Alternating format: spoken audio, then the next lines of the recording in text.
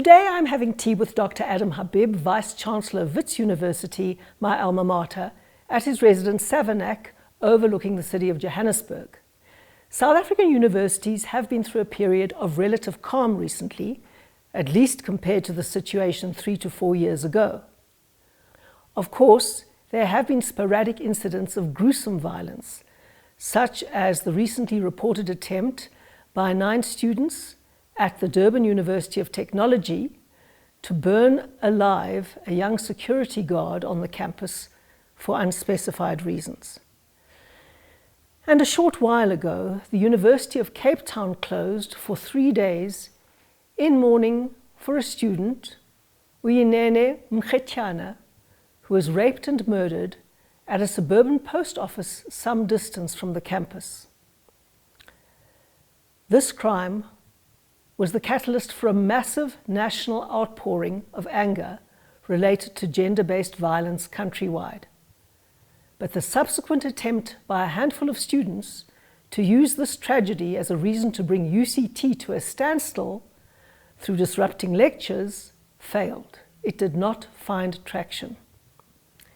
As these events were unfolding, I was reading Dr. Habib's account of the uprising at South African universities during 2015, 2016, and early in 2017, led by a loose coalition of interests that became known by the hashtag #4lists. The book is a fascinating, if contested, account of a period that fundamentally changed the landscape of higher education and continues to reverberate throughout the country. As the famous historian de Kivit observed, South Africa proceeds economically by windfalls and politically by disasters. Our economic luck has run out and is indeed precipitating a severe political crisis with 10 million people unemployed and the development path running into the quicksand. Scapegoats are being sought, and in the tried and tested tragic pattern of history, minorities provide an easy target. The place where all these strands come together is our university campuses. Our quality education institutions are key foundations on which the new South Africa will either succeed or fail. So who better to have this conversation with than the Vice-Chancellor of Wits, Adam Habib, who is in the eye of the #4list storm that engulfed South Africa. So Adam, thank you very much for agreeing to this interview. And if I can start with a relatively benign question, as it were. There seems to be a hiatus, a lull in student violence on campuses for the most part. Now, I don't want to tempt fate, but what accounts for that? So I think that firstly it's worth bearing in mind at one level that's true. So if you were to use 2015 or 2016 as a reference point, then the system in the universities are fairly placid. There's very little protest and very little disruption. On the other hand, it's worth bearing in mind that there are some institutions that are in trouble. Really, we've had the University of Zululand, or at least one of its campuses, that has been shut down. The Durban University of Technology was shut down 2 days ago. There's been some disruption sporadically at the University of Free State, at the Cape Peninsula University of Technology. There's possibly 1 or 2 disruptions a couple of days ago at UCT in the afternoon lectures. So there's clearly some attempt at ferment within the system. Part of it is got to do with the protests around gender-based harm. The people are really outraged about that.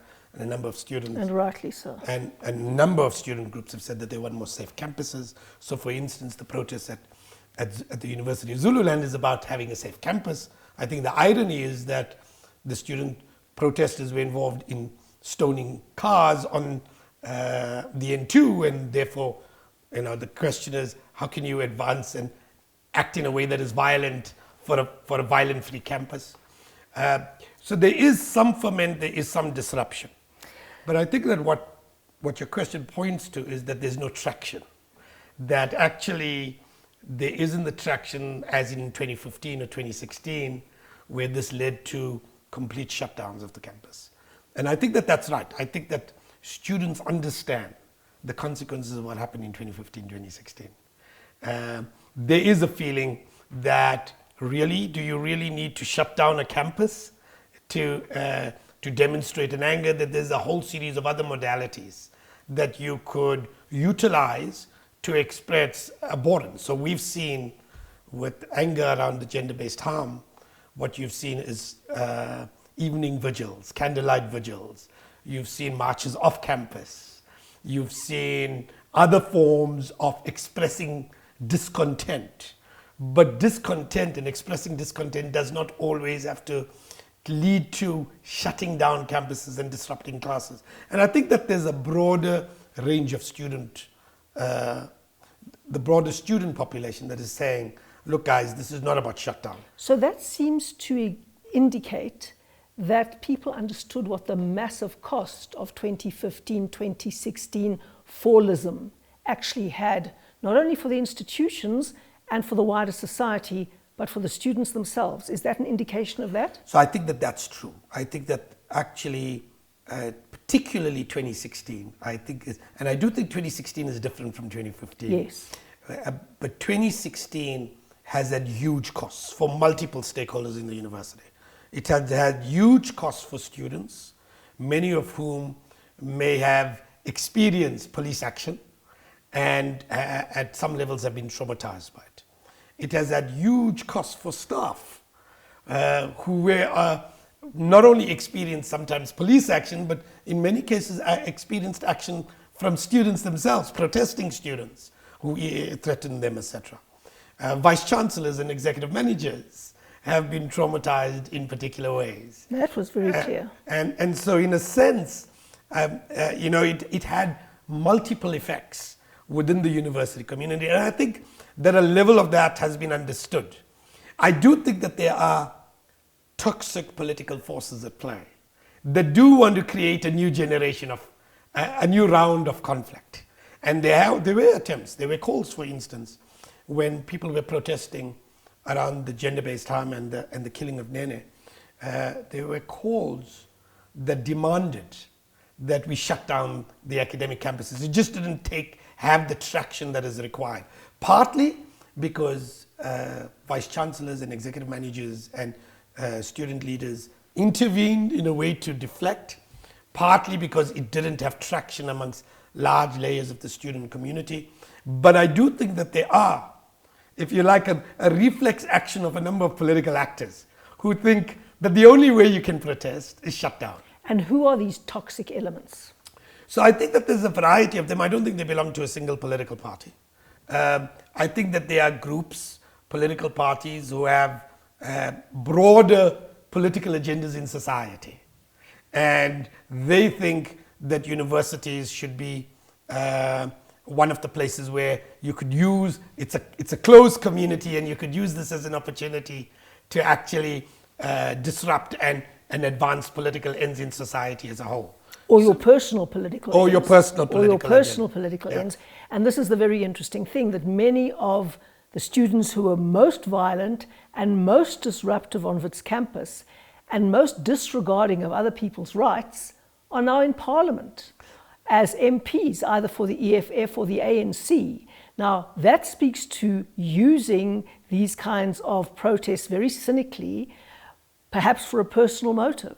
So I think that that's right. Look, I think it's, to be fair, any progressive struggle, any struggle at all, has people with personal agendas and people with more substantive agendas, core agendas that are really advancing the political cause. And often these things conflate with each other. I would say that there were some political leaders that emerged in Fees Must Fall who didn't get advanced through the political hierarchy. Mqebo Dlamini is one Nebo- kind, and was one example of this. But if you take, there are other leaders, Voyani Pambo, Fasia Hassan, Nampendulo, all of whom have moved on to take political positions in parliament, either in provincial or national level. And I do worry about that. I'm not against them moving on. I do worry that what we're doing by default rather than by design is creating an incentive structure.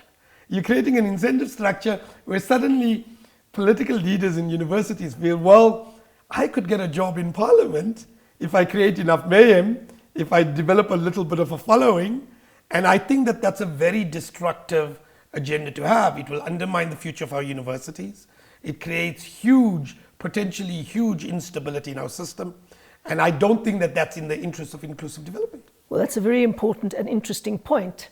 Either you can get advancement through becoming an MP and a public representative and even have a high position on the portfolio committee for higher education, irony of ironies, but you would also get a scholarship to Oxford. You might even get a Rhodes Scholarship, as Mr. Kwabe got and as Mr. Joshua Knott got. So just to say that the one example that you mentioned, which is Nebo Dlamini, who did not advance, was precisely the person who got locked up and was the person who declared himself Vice-Chancellor in one of these hilarious episodes that you retell. He declared himself unilaterally Vice-Chancellor in the name of democracy, of course, another one of these extraordinary ironies, and also got up on a platform to declare his love, and he used that specific word, his love of Hitler. So maybe that was even too much for other organizations to bear. But it's fascinating how the leaders of the decolonist movement justified or rationalized their application and then successful application to Rhodes scholarships, to bursaries to Oxford University. And I'll get to that hypocrisy and double standard in a moment, which of course they've tried to rationalize and justify. But I want to pose a potential reason why these protests at the moment may not have had quite as much traction as the previous ones. And that was the promises that were made from national government. At the end of 2015, you'll recall that President Zuma, after the big march on the union buildings, promised that there would be no fee increases in 2016. And then again, at the end of 2017, in a very cynical move, promised free university education for the poor and the so-called missing middle, up to families that earned as much as 600,000 Rand a year, which is the very top 2% of income earners in South Africa. He promised them that in what was seen as a populist move to ensure that his ex-wife, Nkosazana Dlamini Zuma, was elected as the next leader of the ANC at Nasrec. Now, those were two huge promises. Did anything come of those promises? So let me say that, to be honest, Jacob Zuma's views and the ANC's views were slightly discordant at this time. The ANC was very divided on this. On the one hand, it is true that often political leaders would speak about free education, and that's been going on for 20 years, yes, frankly. They've been talking about free education in their party portfolio and in their party persona, if you like. And then in their state persona, they've actually been more measured in what they promised. When Fees Must Fall emerged, what a number of people in the ANC, including Minister Blayden Nzimande, many people in the ANC hierarchy. He was the Minister of Higher Education at the time. I'm just saying that for the viewers.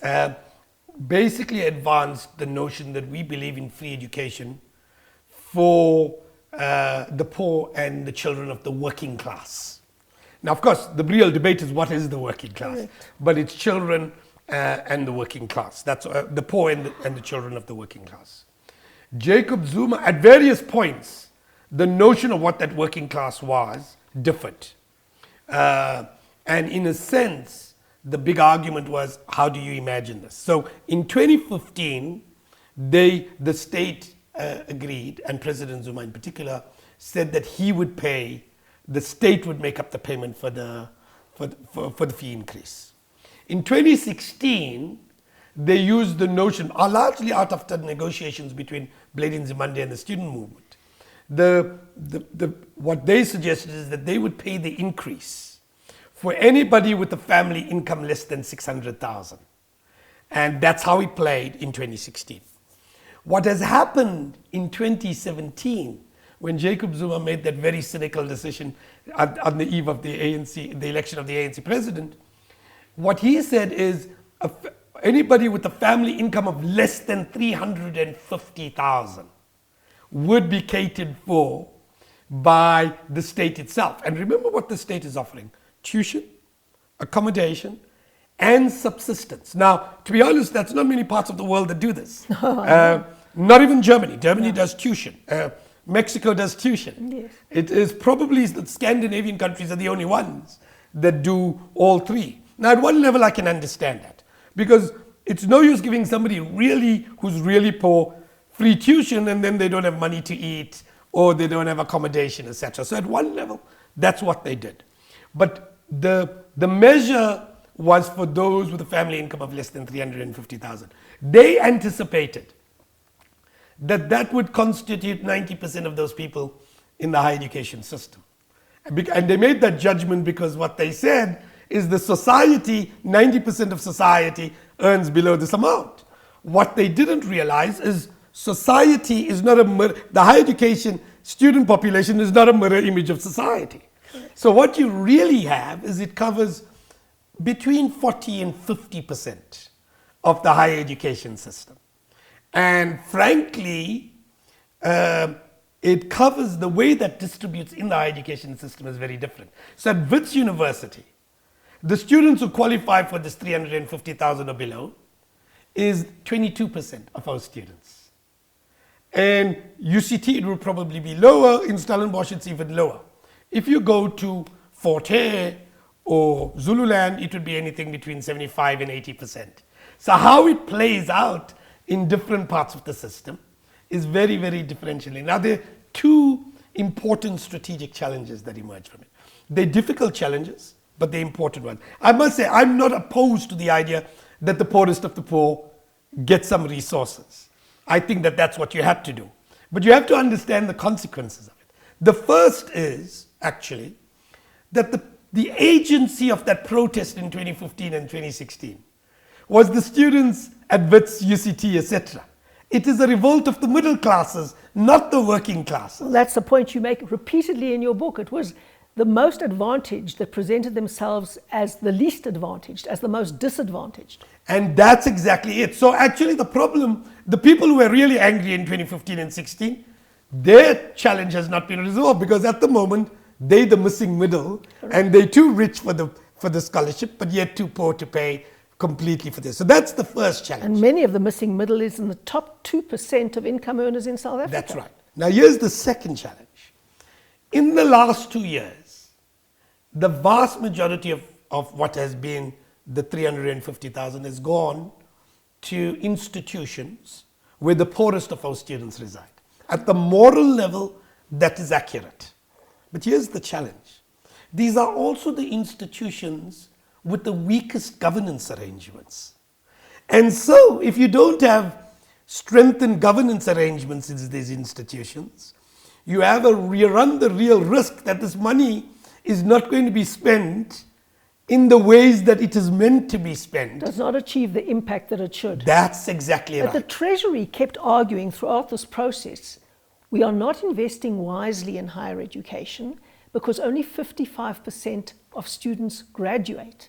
Now that is a really bad return on investment. How do you answer that? So I think that there's an element of truth in that, and that's why, for instance, our subsidies, the real problem of Fees Must Fall is effectively government, since 1994, we've had a situation where we've said we want to advance, we want to massify education. We grew it from about 420,000 students to about 1.1 million.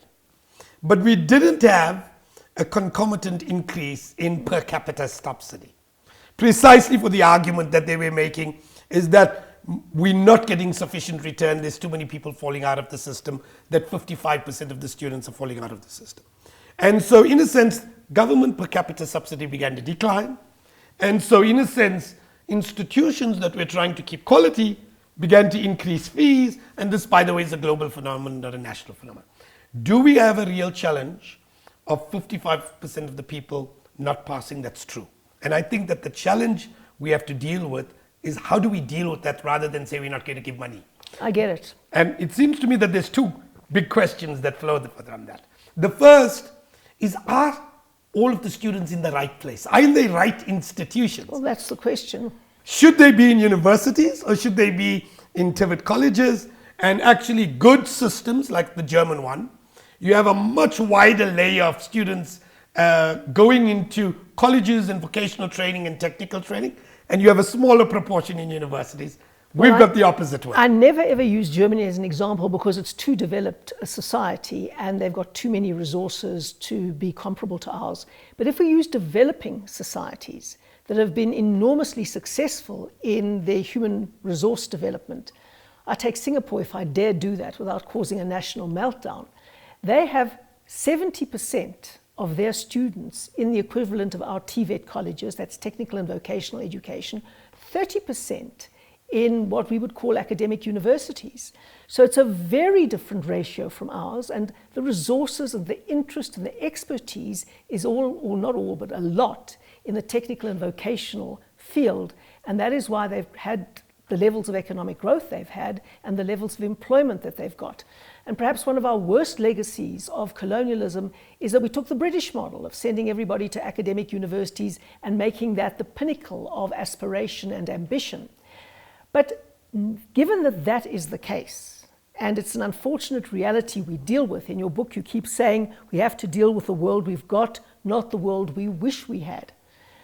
And the financial crisis and the poor throughput that gives rise to. There's a very interesting point you make, that for at least a decade, the vice-chancellors, in many instances led by you, have been campaigning for more money to go into the higher education sector because of the crisis of massification and the poverty that has accompanied it. And yet you say that within 10 days in October 2015, the students achieved more than the vice-chancellors had in 10 years. And yet you are very critical of their methods. You say that you can't divorce means from ends, and I agree with that philosophically. You can't divorce means from ends. You can't use violence, duplicitousness, and other means, burning of buildings, burning of books, burning of artworks to achieve your ends. They could easily come back and say, well, we achieved more than you did. How would you answer that? So let me say two things. The first is, by the way, your explanation of Singapore is spot on. What's worth bearing... You'd be in trouble too just now. Well, here's the thing. Actually, the Department of Higher Education and Minister Blade Nzimande actually recognizes that. So they've said that our problem is that our TVETs, our colleges of vocational training, is too small. We need to grow that. The real problem is, and we know that for the last 15 years at least, we're just not implementing it in a manner that is achieving the kinds of ends that we want, and partly that's got to do with quality, so we'll come back to that. The second thing is, you're absolutely right. The students achieved in 10 days what we had been debating for 10 years. Now, the real question I ask in the book is, why is that the case? And it seems to me that the answer to that is that the students were prepared to engage in social mobilization, that they took to the streets, that they effectively put tens of thousands of students on the streets. They marched on the Union Building, they marched on Parliament itself. And the problem with much of what the vice-chancellors were doing, given our location, is we were having intra-institutional and intra-system discussions trying to convince the state. And actually you came up, when you convinced the Department of Higher Education, they went to Treasury. Treasury has to allocate and say, we're just not getting sufficient return on this investment, etc., etc. My answer to them is this: social mobilization does not have to be violent. I recognize when I speak at the end of that book that when you're trying to change system, sometimes social mobilization is very powerful as a strategy. But social mobilization does not always mean that it has to be violent.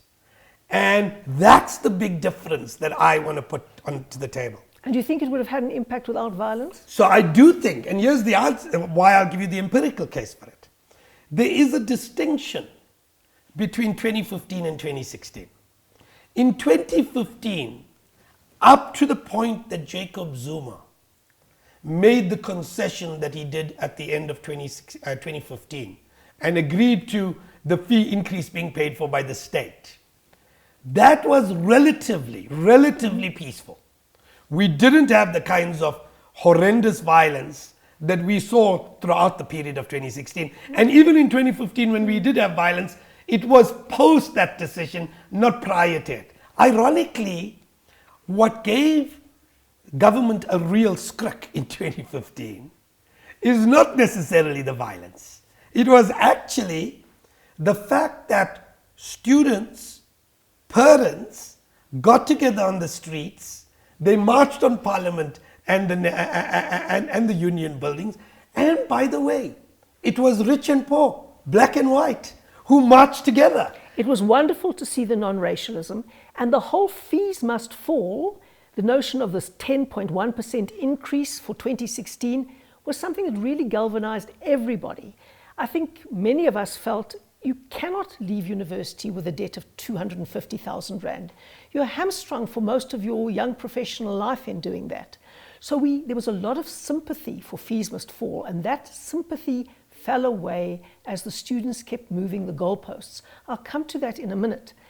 But by the end of 2015, what Jacob Zuma had promised you was an additional amount for the tertiary sector, for universities, of 6.8 billion Rand, which was an enormous amount and never been achieved before. So that was a significant gain from those protests. Jonathan Jansen, in his book, very interesting, As by Fire, says the perception of that gain is very superficial.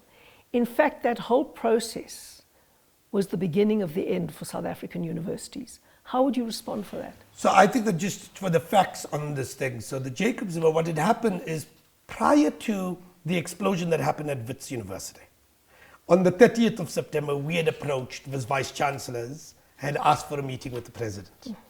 And we had basically begun to anticipate that something was wrong in the system, that there was too much ferment. And basically what I had said to him is, we're heading for a storm.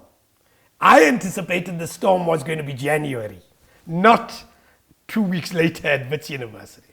And we said that the thing that's going to bring the storm is the issue of historical debt, because people are carrying a debt from past years. They can't therefore register in the new year, and we need an intervention. And to be fair to Jacob Zuma, Platin Zimande was that they agreed to establish a task team that would meet to find a solution to this challenge. Then what happened is, of course, before the task team actually met, we had the explosion at Wits. And then what the students were saying was effectively, we want no fee increase. And my position was, actually, I sympathize, but I can't make this go away. Frankly, I agree with you, but the only agency that's going to make this go away is the state itself. They either have to pay the increase or you're going to pay the increase. And Jacob Zuma made that concession. That concession of that fee increase was 1 or 2.2 billion. And what then happened is the task team met after that, and to deal with the historical debt was another 4.8. So that together came to 6.8. That's exactly right. That's how this thing played out. Now, Jonathan's title, by the way, the book's title, creates, and some of the more provocative paragraphs within it, suggest that the university is we're in the beginning of the end of the decline of the South African university. My argument in the book, which is the final chapter, is that actually we've not lost the South African university. That if you just looked in the Times Higher Education in this last week, 2 universities in our country, ourselves, Wits and UCT, are in the top 200. Fabulous. If you take the top 500, there's about 5 or 6 of them that are within the top 500 out of 23,000 universities around the world. This suggests that we've not lost them yet. But it does warrant a warning that if we don't stabilize the universities, if we don't start protecting these universities, and that responsibility cannot be simply the Vice-Chancellor's. That yes, the Vice-Chancellor has a role, but actually It has to be the student leaders. It has to be the union leaders. It has to be government itself. And frankly, it has to be the politicians in the national parliament. And my fear is that too many of those stakeholders are looking at short-term political or other agendas and frankly don't care that they may very well be creating the conditions for the long-term undermining of the university system itself. Well, the longest term and broadest outlook point you make in your entire book and in your analysis is that you have to look at the transformation of the global academy. And it's not going to help South Africa, and especially not disadvantaged students, if all we have left is mass teaching universities, and universities in the Northern Hemisphere have all the research universities. So what you have is the middle class, black and white, often very silently withdrawing from public universities, going to private teaching universities at undergraduate level and disappearing abroad to do their research. And that would be the ultimate destruction of the goal of transforming the global academy. You've taken transformation outside of the South African debate and positioned it globally. And I thought that was a very powerful point. How does that get through? So it seems to me that there's two agendas that we have to do simultaneously. We have to address the disparities of our past. Yes. Simultaneously, we have to prepare for our future. It's no use you fixing the past and then you're suddenly disadvantaged by the future. The second, we have to transform the National Academy, but simultaneously we have to transform the Global Academy. And the question is, how do you do that? The Global Academy, the research is too heavily concentrated in broadly North America and Western Europe, and parts of it now in China itself. And frankly, the developing world is left out of the broad array of that. And unless we create an equitable global academy, you can't deal with all of the global challenges: climate change, renewable energy, inequality, political and social polarization. Those are going to require cutting edge scientific analysis, but it also requires contextual grounding. So that's the first. The second, in the local academy, we have to start thinking about transformation as a system. You can't decide to create all your universities exactly the same way. Good university systems, good higher education systems, whether in Singapore or South Korea. I saw that in Singapore myself. I completely agree with you. They disaggregated, they differentiated. Correct. You have vocational colleges, you have liberal arts colleges, you have some that focus on research intensive institutions. And they're all excellent. And they're all excellent within their respective mandates. And if you don't enable a differentiated system, correct, you will not create, you will not allow South Africa, higher education, to make the kinds of contributions to the South African economy that will allow us to compete globally. 100%. And there's also no status involved at being at an academic university vis-a-vis a technical university. I mean, they are fit for purpose, they are really good at what they do, and the students are celebrated for their success wherever they are, and often the ones at technical universities become far more successful financially later on because of the opportunities they create and the entrepreneurship they enter into. And that wasn't anywhere in the transformation debate, and it's crucial that you raise it. I tried to once, and I was almost hounded out of my political party for doing that. But let's leave that there. What I do want to say to you is, how does one raise this critical global transformation debate in a context where, as we saw, the students were trying to make it more and more parochial. So we had increases must fall. Then we had fees must fall. Then we had outsourcing must fall. Then we had colonialization must fall and decolonize the university. Then we had whiteness must fall. And now it's, we'll get rid of foreigners.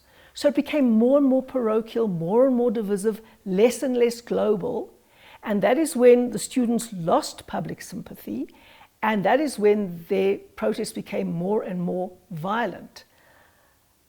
How did you understand that when you have this much bigger vision of what transformation is about? So here's the thing, that it seems to me that there are two things that we have to remember. First, in many of what those student demands were, they were legitimate demands. How they articulated it, or how at least factions may have articulated it, was inappropriate. So let me take, for instance, insourcing. In a very real way, when people say that insourcing needs to happen, what they were saying is we have somebody, a whole range of staff members in the university who work here for 15 years for us. And they really work on a regular basis for us, and they paid, and they given the amount of money they are paid is less than 2.5 to 3,000 rand a month. And that actually this is unacceptable. That there has to be a relatively decent wage in this context. So is that correct? Yes, it is. The point was, in my view, if you're going to address this, you have to deal with what the challenges are. Can you address this in a manner that deals with the challenges of how we're going to pay for this? Because if we don't deal with that, then we're going to land up employing these people, then cutting quality staff or bursaries or something, and it will have if you like, a perverse effect. So we have to deal with that challenge. When students were saying to me, well, we need, let's say about the debate on whiteness, they argue that what we don't have is an equal playing field. And that actually, let me use my own example. Adam Habib's children are inherently advantaged when they come into the university system because they're Adam Habib's children. There's an inheritance question. So I'll give you an example. Every time my son decides to apply for scholarships, he would write to me and he'd say, will you take a look at my application? What do you think? Can you give me comments? Now, to be honest, he gets, if you like, he's advantaged in that his father, who is an executive in a higher education system, can give him advice.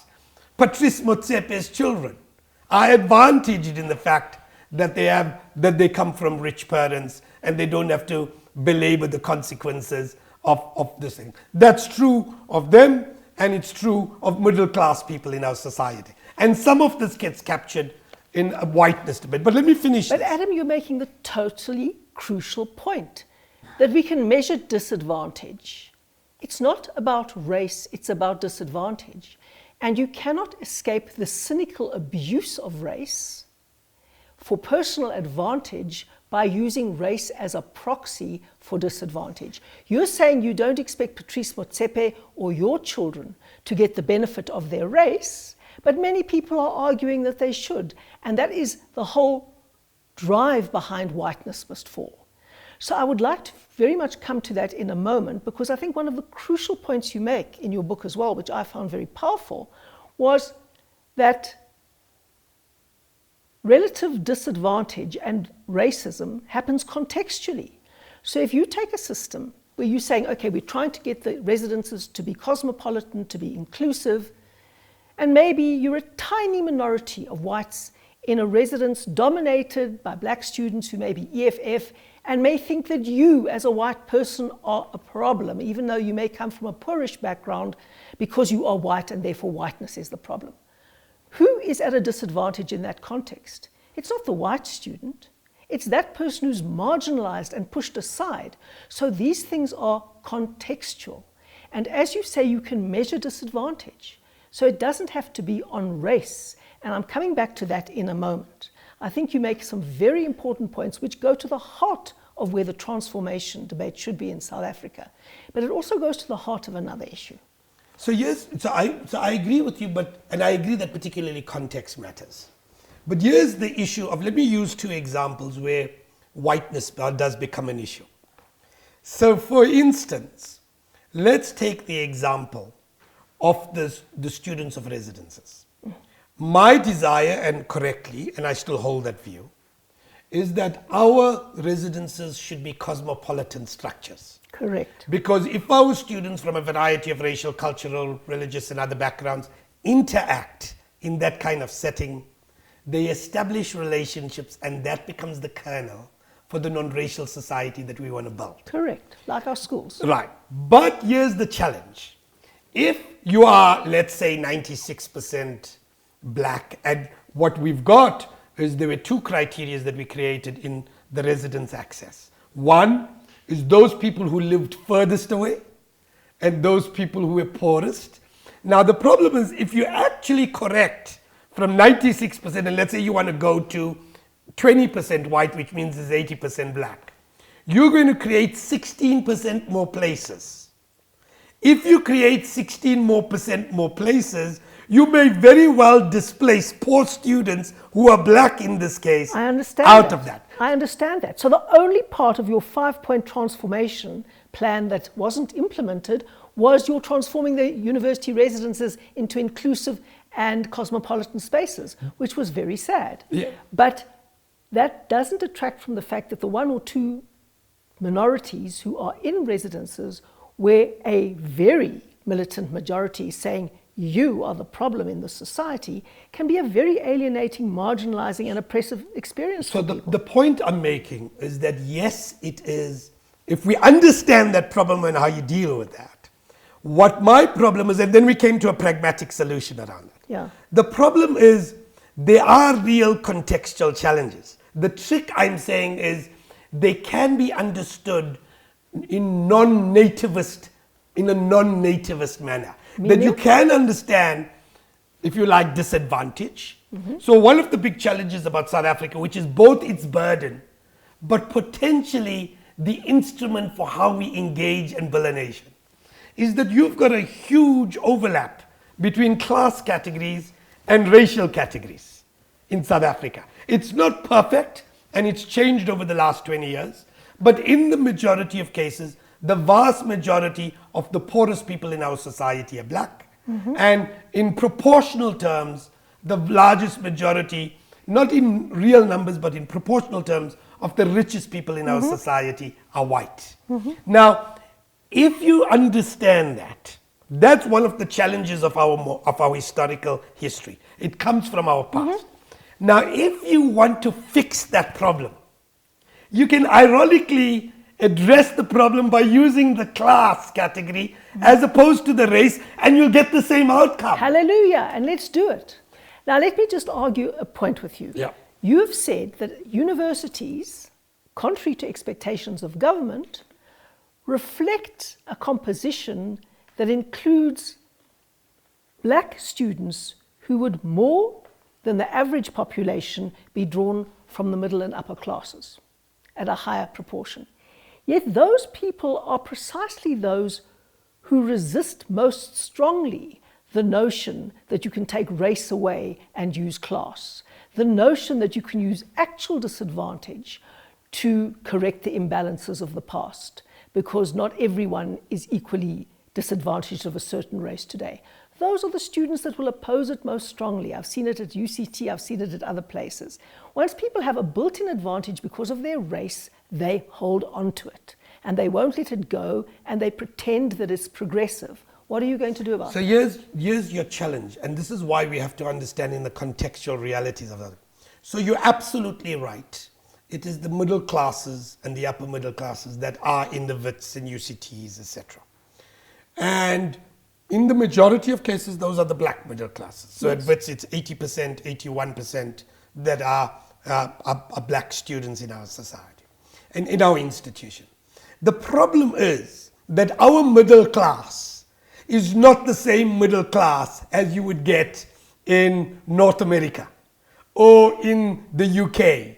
So between you and me, a fair degree of our middle class are the children of teachers, of policemen, Of politicians, of of politicians, government bureaucrats. Yes, We have got a government bureaucrat middle I agree. class. in South Africa. That's exactly right. Upper class. Right. Now, if you look at the average income of some of the middle classes that we are talking about, you're talking about anything from 400 to 700,000.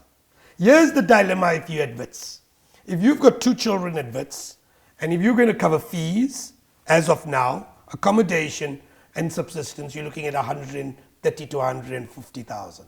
If you've got two kids, that's 300,000 of your gross salary. Adam, your argument falls down because many, many white people are 2 teachers and this kind of thing. This is not a race argument, it's a class argument. No. So I'm not making it a race argument. The point I'm making is we've got to find a solution to that middle class challenge. Correctly, but what black students are saying in that middle class and upper class is we must still be preferred on the basis of our race. Yeah. How do you get away from that? But what I'm saying to you, what you've got to actually acknowledge is that when you're the parent, the black parent, if you like, of a middle class kid, and you earn 500,000, you got your 2 kids at Wits University. Your job as a father or mother is to look for whatever advantage you can to access the resources to pay for them. At the moment, that's constructed on the logic of the racial equity criteria. If, however, you gave an alternative solution, which is said, I am going to create a resource structure for not simply, but for people who are earning less than 700,000. Ironically, you'll still benefit, the vast majority will be the black middle class. So the question for me, and by the way, long before this book, I wrote a book called Race and Class, some 10 years ago. And it was a study when I was at the HSRC of what we call racial redress and citizenship. How do you rethink if you like, the equity, the affirmative action agenda in a manner that achieves inclusive development and that still builds a nation? And the argument it was making is rethink BEE, rethink equity in class terms that allows you, and ironically, if you do an analysis of most South Africans across the racial categories, if you look at surveys were quite clear. The last I looked was a couple of years ago. But the surveys were quite clear that people were willing to consider giving somebody a leg up if they were poor and if they required it. All the surveys say that. All the surveys say that people are not race obsessed in South Africa, but people who want to use it cynically for their own advantage turn race into the key yardstick, and they borrow critical race theory from the United States with completely reversed demographics and apply it in a context where, frankly, it's going to be devastating. So here's my answer to you, Helen, and this is where there's a slight critique, if you like. I'm going to be critical. You can be as critical as you like. The question for me is not that you and I disagree on that, because I'll give you the piece. The racial redress and citizenship argued this 10 years ago. It's how you articulate it. It's how you say it. So I start off by saying, I accept that we've got a real poverty situation where people are incredibly marginalized. I accept that in proportional terms, those that are incredibly marginalized are largely black. Not only, but largely black. And that it has a racial form.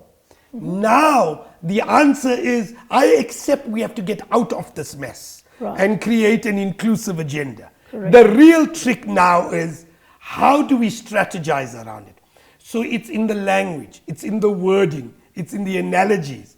And for me, that's the real debate. By the way, I haven't got it right, because I get as hammered as you might get about in the way I've been arguing it. But at the moment, my question is, this is what I carry on saying to students and to our stakeholders in society.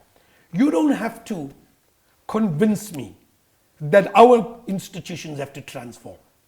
And you don't have to convince me that we have to ensure that black people are effectively become part of the vast majority of staff, whether academics or administrators, should be black in our institution.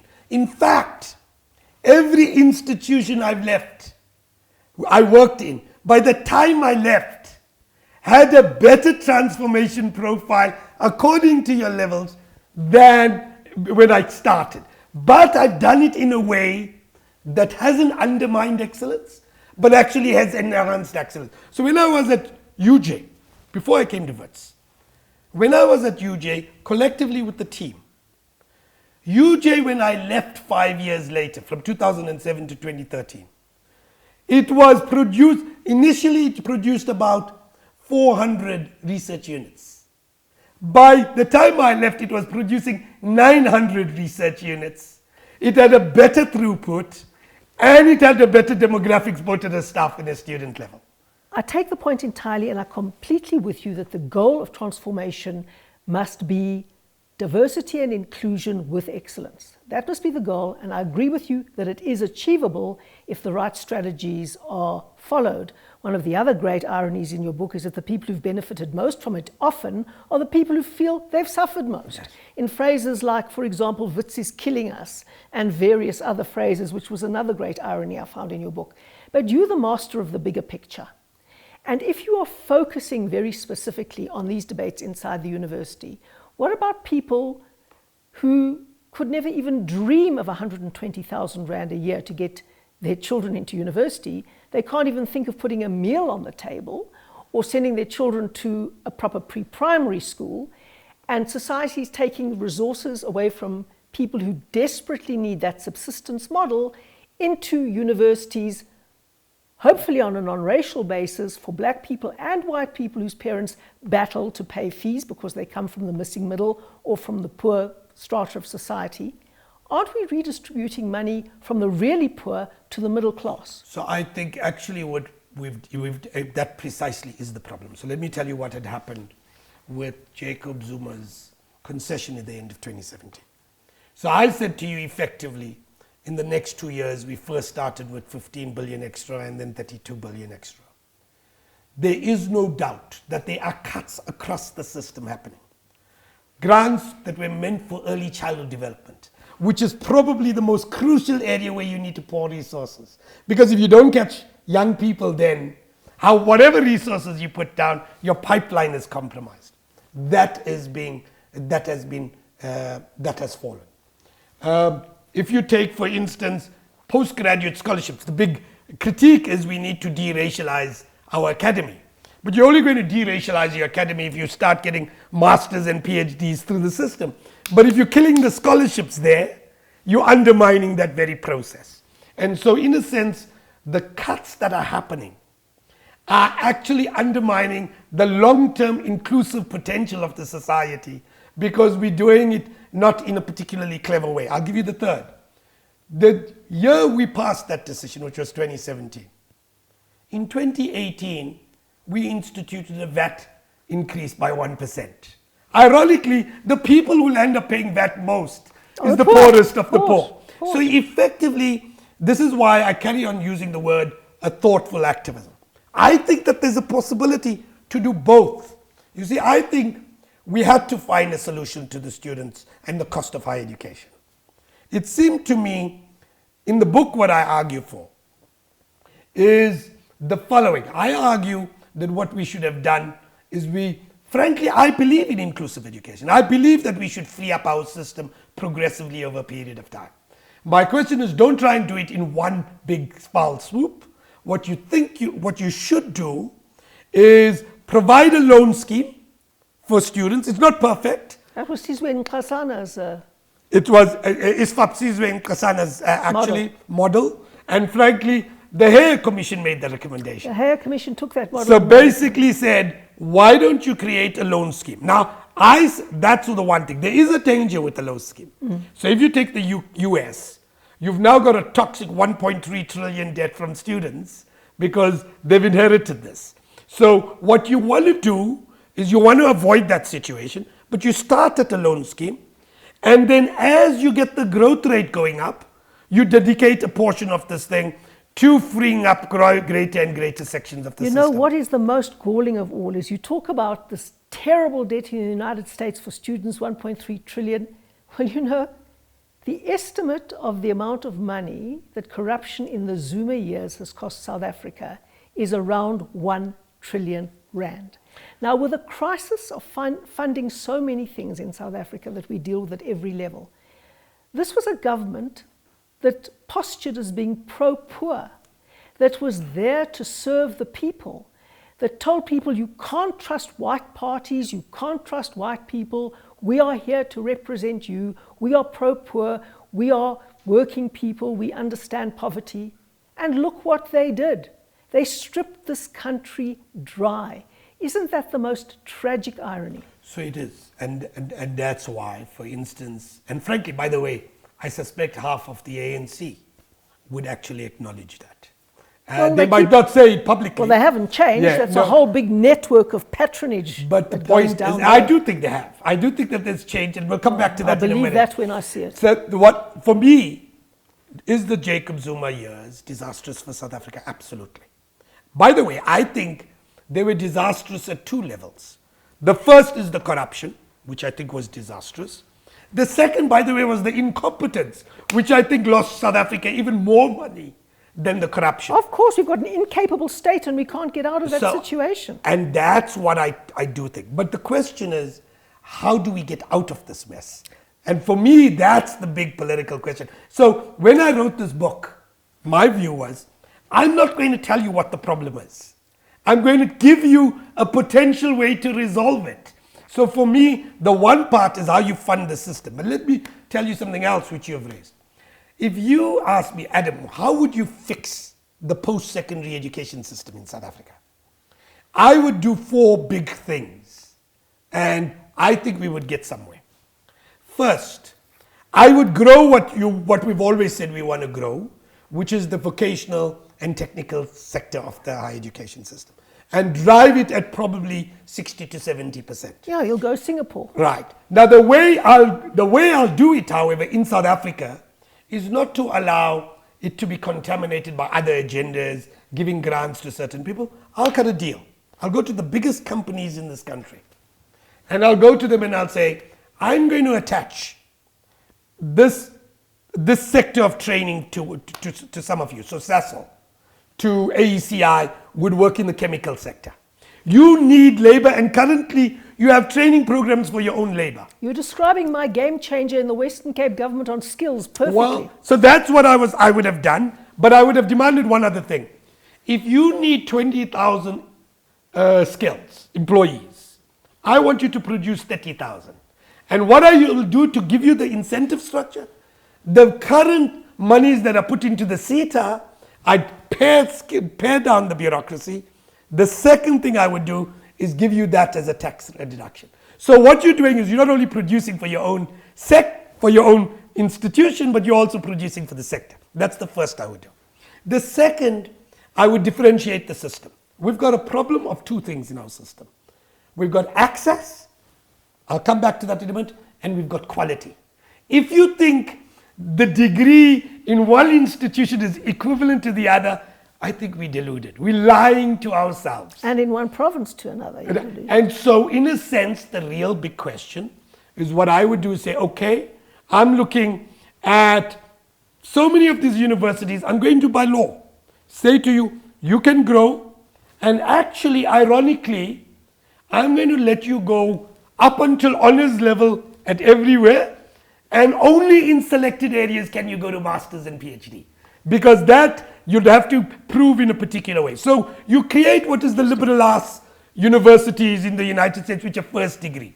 That's the Foundation. second. Now the irony of that is I'll incentivize it, because if 80% of the students are already being funded by NSFAS, why not declare it free? And say, it's already there, it's not going to cost you anymore. The saving in administration would make up for this thing. I'll make those free. So you got a choice. But postgraduate. No, I'll give you the free, so your first degree at this thing. Then your third set of institutions are effectively more comprehensive. They are entitled to run till masters, and they'll do PhD, and a fourth will be the research intensive, the Wits, UCTs, etc. And in those, I'm going to make it clear. Actually, you're going to pay, because we've got those free. Here you're going to pay, but we'll give you some scholarships, and we'll create a loan scheme where we negotiate with the banks. So what you would have done is differentiated the system, use the incentive structure for financing that enables that. And ironically, what I'll do is create a mobility.